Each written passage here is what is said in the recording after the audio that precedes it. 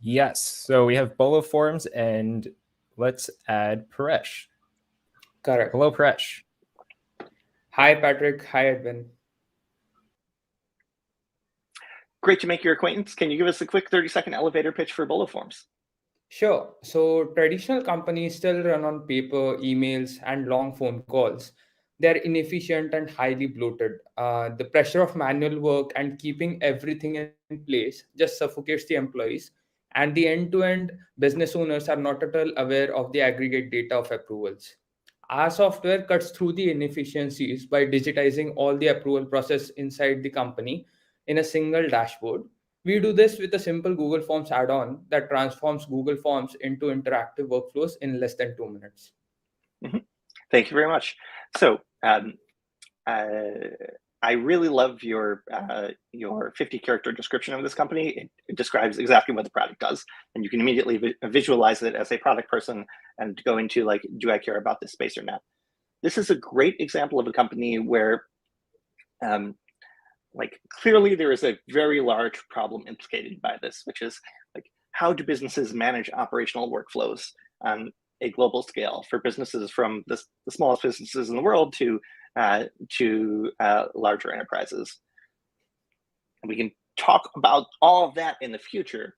The thing that we care about right now is specifically workflow applications, specifically based off of Google Docs. A bit of signal that you have elsewhere in the application, it's on here under things that our users like about BoloForms. Number one is like good insight into different classes of users and sort of like the sociology of the use of software products. Understanding the sociology of the use of software products is something that is not understood as well as one would hope in the industry, but very understood by sort of like the best product founders.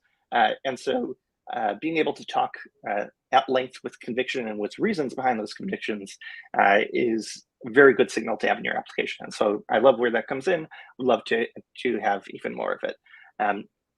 The sort of like natural inclination for a lot of people is to say, well, we're doing this startup kind of scrappily because we can't do anything except scrappily, and we're targeting small businesses because small businesses make purchasing decisions easily.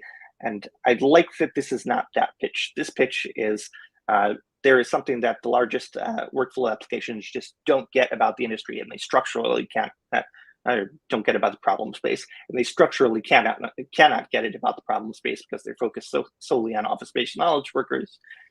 We are currently building a product for the rest of the economy, and then you can have a little bit at the end of the answer about there's nothing that prevents this from becoming Asana in a couple of years. But right now we have our space and we are aimed at it relentlessly. Can we scroll down a little bit to the how far along are you in revenue questions? So this is like, don't change anything about these two sentences. They are wonderful. Like, this is the ideal answer for how much we have gotten done in the last 2 months, and a level of specificity about how much we got done in the last 2 months. So I'll just like put it up on the screen for everybody.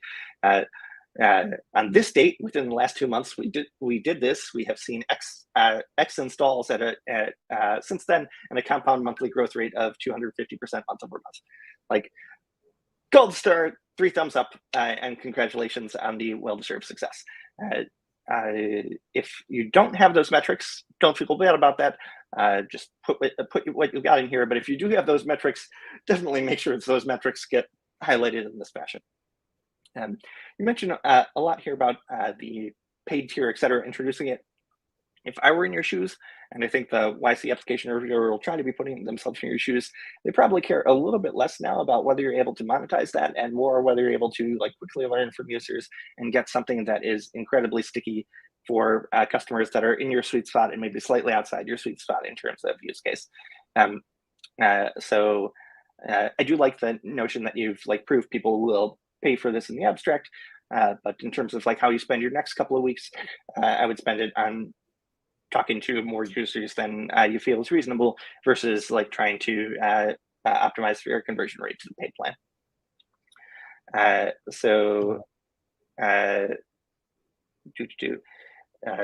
Can we show the revenue number? Oh, it's on the bottom of the screen. So the revenue is like $30 for 2 months ago, $200 for last month. Just addressing this comment to the room. Don't feel bad if your revenue numbers look like this. There are companies that will have millions of dollars of revenue at this point in the game, but you're being sort of normed against the amount of time that you spent on this project. So if you've had a software product in the market for literally less than 2 months, the fact that your revenue is like de minimis is not a problem. You've successfully proven that you are capable of making something people want, and that at least some of those people are willing to pay money for the thing that is the only gate you need to satisfy. If you've been in the market for 2 years, this becomes like a much more relevant number, and we would hope to see that revenue like continuing to grow at, well, 6x month over month is sort of unrealistic for one company that's 2 years into it, but there we go. So just keeping myself honest on time, I think we got a little bit more. Okay, so can we scroll down a little bit, please? So the how did you pick this project to work on question. So the thing one would most like to get out of the how did you pick this project to work on question is, 1, do you have differentiated insight about the actual problem? 2, are you the kind of person who is sufficiently interested in this problem space that you will wake up every day for the next 10 years of your life absolutely obsessed about this problem space? Do you think about it in the shower, et cetera, et cetera?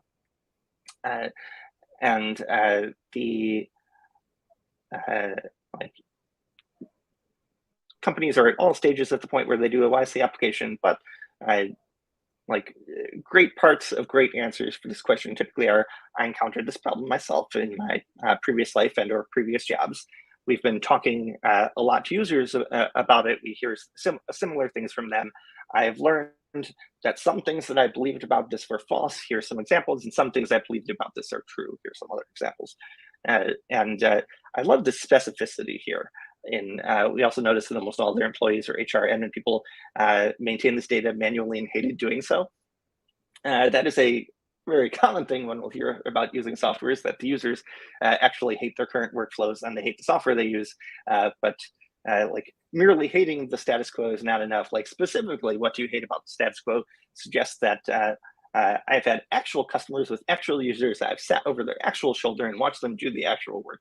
And I understand this more than someone who has like thought in a coffee shop for a couple of minutes about what a good answer to this question would be. So 3 thumbs up here.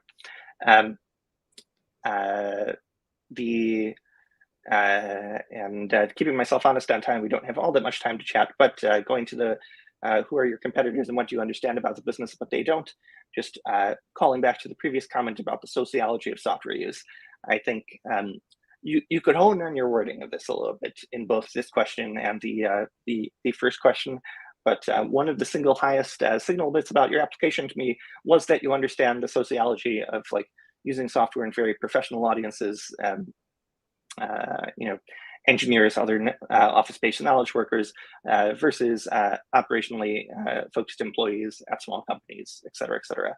And you have a clear articulation here of like existing project management software targets the office-based knowledge worker, but does not target the larger part of the economy. We are going after that gap, and we can always circle back to target their existing business in the future. That is, Clayton Christensen would call that disruptive innovation. But anyhow, thank you very much for your time. Wish you the best of luck and skill on this application. Thanks a lot, Patrick.